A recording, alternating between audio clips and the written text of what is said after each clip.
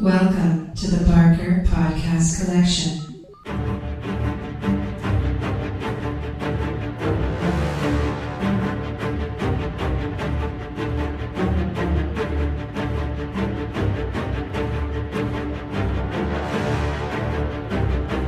Welcome to the Not Watching Podcast. My name's Rob Howard, and this week I'm joined by... Iain Bruce. And Marcus Hurley. You've seen Civil War now, haven't you, Iain? I have. And what did you think of that, then? I am probably done with Marvel movies, I have to say. I mean... really? Jesus. I will watch them, but I'm not going to rush to... It's not day one for me. I loved the Spidey stuff. I'm probably the Spidey movies with Tom Holland. The airport bit. Yeah. And the stuff with Aunt May and all of that, and I thought he was...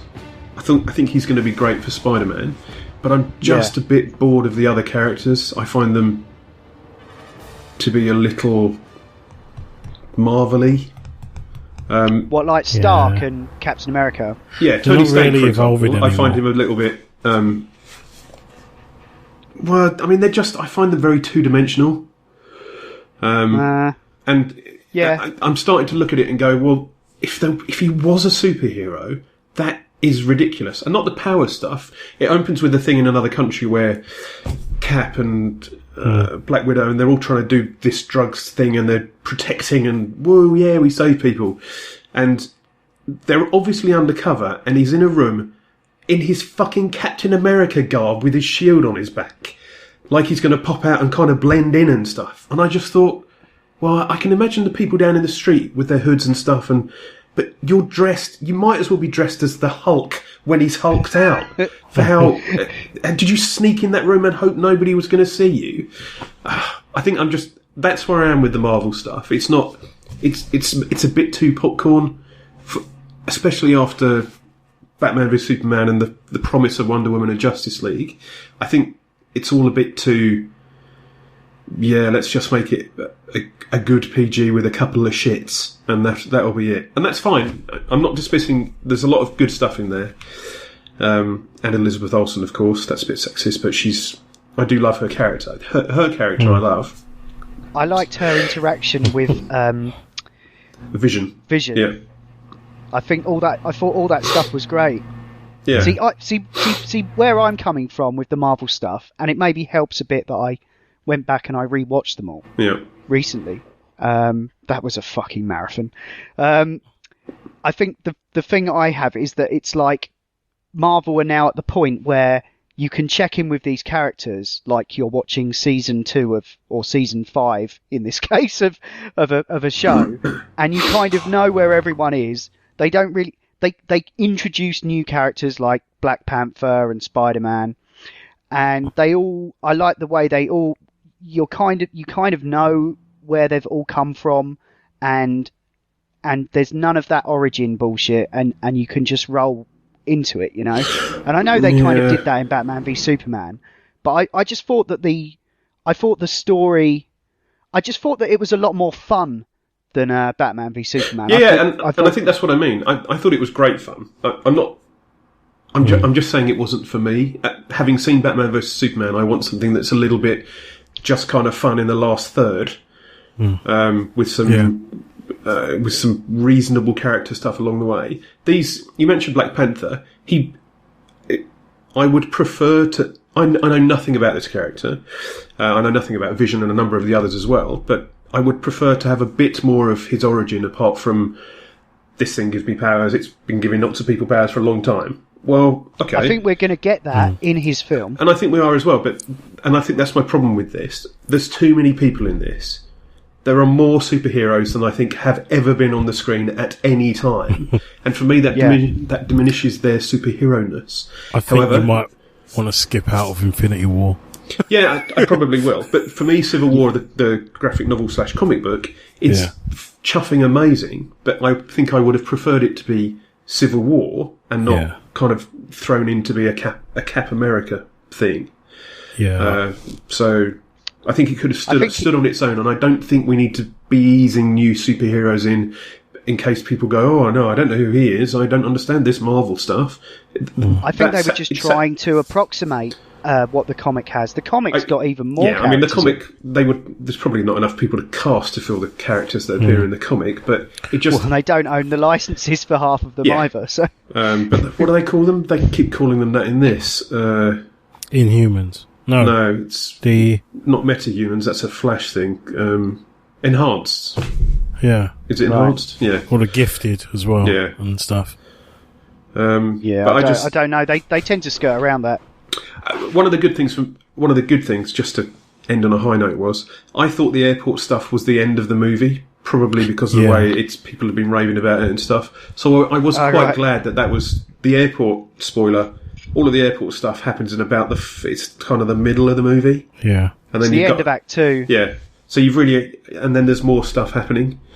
But yeah, I'm just a bit, the DC stuff, I'm more of a DC fan at the moment than the Marvel stuff.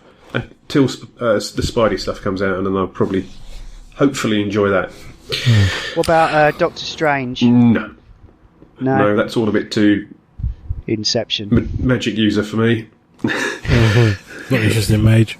No, I've never been a fan of Mage. They are quite funny. You can put them into classes, though, isn't it? Because obviously Hulk's like the tank, and Tony Stark's like the paladin, who's a bit. There are several battle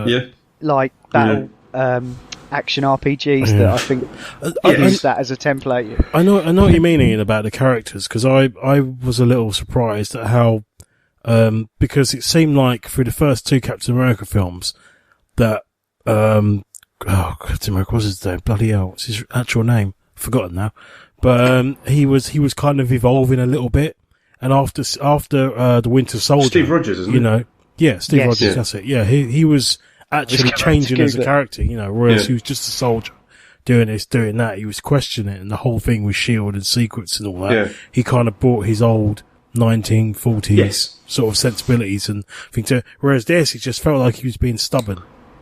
Yeah. And just sort of dug his heels in saying it's wrong. It's wrong. There's no alternative. It was just wrong. And I really enjoyed Winter Soldier. I thought that was an intelligent comic book. That it felt like a 70s conspiracy thriller with a superhero involved. Yeah. And that made sense as a movie. I still think it's a better film than Civil War. Funny enough, Civil Wars. Funny enough, actually, I think Captain America has almost mirrored the original Star Wars trilogy. The first one is kind of a bit like A New Hope. The second one's a lot grimmer, a lot darker. Yeah. But ends, obviously, in a slightly more positive way. But you got Nick Fury walking off. You don't know what the hell's happened to S.H.I.E.L.D. Yeah. Everything's broken. And that's very much the Empire Strikes Back of the series. Yeah. And I felt that Civil War was very much like the Return of the Jedi. All the heroes come back, all of this, and they defeat the bad guys at the end, but then he walks away. Setting up. But it's still it's still a bit Empire as well, I think. Yeah, in a sense, but I don't think it was as dark as that because he was on his own. And he had to run rather than have a team with him. I felt that had more gravitas. And you saw them going after Nick Fury in his car. You weren't sure if he was going to make it. He actually got shot. He got killed. Supposedly killed. It just seemed that Winter Soldier was a lot darker. I know the whole Bucky bromance thing was a little bit, get over it. But it just seemed like there was a lot. I mean, it was like his shield has always been the thing to defeat everyone. Someone just catches it on a whim. What do you do? Yeah. No, but I mean, this is the thing: is all these films exist as part of a greater whole. Yeah. And that's the thing I'm into. And so some of the beats might not be quite as high up as others. Yeah. Personally, Civil War is my second favourite film of the year so far. Wow. Just on account of the number of sausages in it. I thought it was really good. Yeah, I mean, I might have to revisit it. There's been a lot I've seen since, but as far as like superheroes films go, it's for me head and shoulders above everything else. I'm curious whether there's another cut because there always seems to be another cut of various types of films and stuff. They've been showing some deleted scenes on YouTube, but they are very much deleted scenes, as in green screen bits, not finished. Okay. So. But, I agree with Ian. I mean, it's a very different tale to how Civil War pans out in the comics. Yeah. If my memory is correct, the comic, it was much more political between the superheroes. So it wasn't just, let's go to an airport and fight it out like kids. It was there was a lot of stuff going on in the background, which I know they can't put in this film, but it felt like they'd taken it was it felt a bit diluted. And as I was a massive fan of the comic, I think it would have been nice to put the scene of Spidey being, the first to kind of unveil and reveal who he is, in terms of, because they didn't really, even though they were fighting to stop this act being signed, there didn't seem to be any consequences of it. No. There wasn't any sort of, okay, so we know who they are, they've signed it, what's the result of that? And in the comics, there was a press conference with Peter Parker outside of his house, and he unmasks himself and he says, I'm Peter Parker, I'm Spider-Man. Very much like the first Iron Man film. Mm-hmm. But then from that, you saw snapshots of loads of superheroes in their home watching that on TV. Some were going, holy shit, and some were going, oh my god, this is a new thing. And that would have been great to use little snapshots. I mean, hell, they could have even put the Fantastic Four in there, just have a uniform draped over with a 4 on it, and you just see two.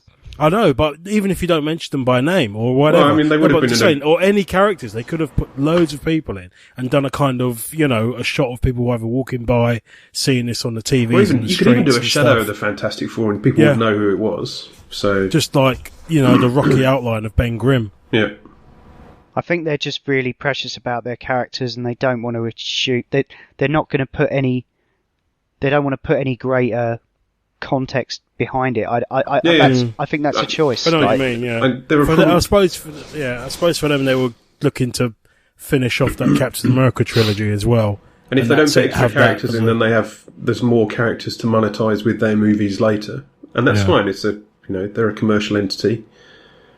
It's all very well thought out. I think that's why Black Panther's in there, because he's got a reason for being there, because they're launching a new franchise off him. Same with Spider-Man. Like, they finally got Spider-Man. It's like, must be introduced properly, even if it means slowing the film down for a few minutes, just to make sure he's introduced properly, So, in that way, it's equally as guilty as Justice League, but it didn't have quite so much to do. I mean, Batman v Superman with the YouTube videos, but I thought it was done a bit better than that. But. This has been the Not Watching Podcast in partnership with notlistening.co.uk, where you can also hear myself and Iain talk about video games and virtual reality on the Not Playing Podcast, and Adam, Ash and Will talk about all manner of funny things on the Not Listening Podcast. The episodes are coming soon, I have been informed. You can email us at notwatchingpodcast@gmail.com, or you can tweet at or follow us on Twitter at notwatchingpod. You can find the show notes for this show at notlistening.co.uk, and if you're listening to us on iTunes, then please do give us a review. Anyway, that's all for now. Thanks for listening. See ya. Bye bye. Fare thee well, friends.